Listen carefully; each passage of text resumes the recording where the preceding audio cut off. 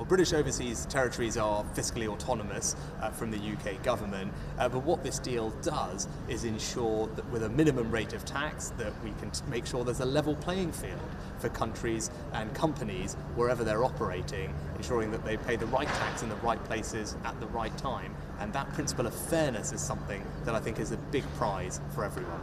Do you have an estimate of how much you could raise, for example, for Britain?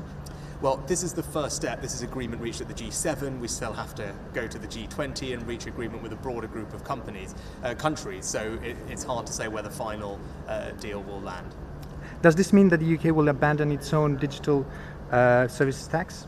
We've always been clear that the digital services tax that we've implemented was meant to be a temporary solution until there was multilateral agreement applied consistently around the world. We've always said that is preferable, and when that happens, then obviously the DSTs can be removed. But this is the first step on that process, reaching agreement here today. What are the next steps on the global tax for this G20, for example, this summer?